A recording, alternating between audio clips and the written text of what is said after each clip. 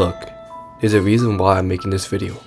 This is a battle between the two most cold-blooded, systematic, and ruthless conditioning programs. 511 Kinderheim from Monster and the White Room from Classroom of the Elite.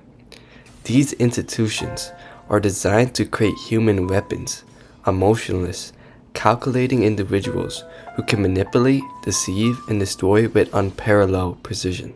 But look, I already have a White Room where there's special exams, teachers, special events, and OAA tests, etc. But it's paid, and although I have 500 plus members, I don't want my influence to stop there. So before I start, I want to let you guys know that I'm opening a free Discord server, but here's the twist. This is not the White Room, but this will be the 511 Kinderheim, and it'll be its own challenge. So join the free server from the link in the description or the pinned comment. But now let's talk about the origins. Chaos versus control. So let's first talk about 511 Kinderheim.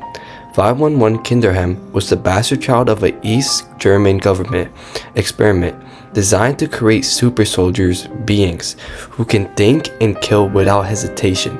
But the method they used was pure chaos. The children were subjected to brutal conditioning and violence, not with a set curriculum but through anarchy. The idea was simple: only the strongest will survive. It's basically like a Fortnite battle royale and they're all just fighting all the fucking time. Kinderheim thrived on psychological warfare. The children there were thrown into pressure cookers of paranoia. They were taught to trust no one, to outthink and outmaneuver their peers at every turn. The kids lived in an atmosphere where fear and violence were their only friends. The idea was to break their humanity entirely. Now on the other hand, let's talk about the White Room. The White Room was designed with calculated precision. It wasn't chaotic, but it was fucking ruthless. A government experiment led by Sakayane Sensei. The White Room was a place where children were conditioned to perfect beings from birth. These children were taught to repress all emotions, to treat every human interaction as a power game. So unlike 511 Kinderheim, which relied truly on sheer brutality, the White Room conditioned its subjects through a combination of intellectual manipulation and psychological discipline. Every action, every movement was designed to shape them into perfectly logical, unfeeling machines. And their goal wasn't survival, it was domination. Now that we understand the premises of these programs, let's talk about the psychology behind breaking minds and building the monsters they use in the program and what I'm going to be using in my programs, which I already use. The psychology behind 511 Kinderheim was fucking brutal. The kids were thrown into an environment that was specifically designed to make them distrustful, paranoid, and violent. There was no clear authority, no rules, just anarchy. Every child had to fend for themselves in the environment where the most ruthless could survive. The method of conditioning creates individuals who are capable of extreme violence, but also unparalleled manipulation. That's how we got the birth of Johan. They are trained to think 10 steps ahead because they have to, or else they'll die. This creates a mindset where empathy is a liability. If you show kindness, you're dead. If you trust someone else, you're dead. 511 Kinderheim strips away every shred of humanity and replaces it with raw, primal survival instincts. While on the other hand, the White Room works through absolute control. All the environments were meticulously designed to strip away their individuality and emotion. They are conditioned to see the world through a lens of pure logic, objectivity. There's no room for irrationality or no room for sentimentalism. Where 511 Kinderheim creates killers by breaking them down, the White Room builds elites by training them to be emotionally detached. These kids don't fear death, they don't even register it as a consequence. They see humans' interactions as calculated moves on a chessboard.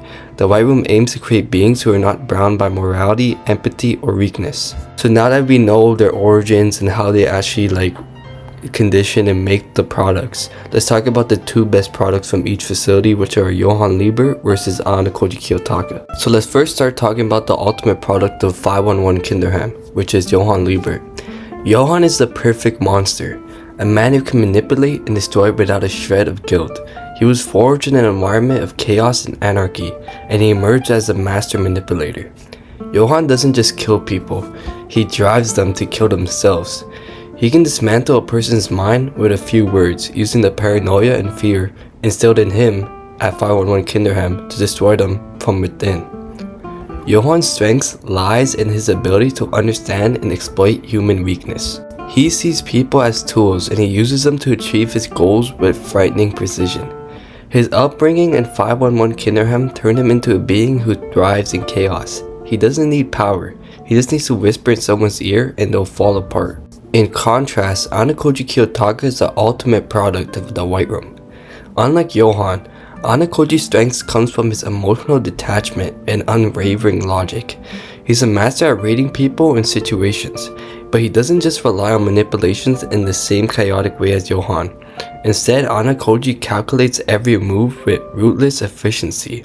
Ayanokoji is a tactician, not a manipulator. He doesn't need to break someone down psychologically, he simply outthinks and outmaneuvers them. The White Room created him to be the perfect being, capable of destroying anyone without ever revealing his full strength. He's not interested in power or domination, he simply exists as an unstoppable force. His detachments allow him to remain calm in every situation, no matter how high the stakes. So now let's go to the ultimate verdict. Who wins in the battle of 511 Kinderheim versus the White Room? So what is the final verdict? If I had to choose from these two programs, I would pick the White Room, because Ayanokoji, the final product, is just better.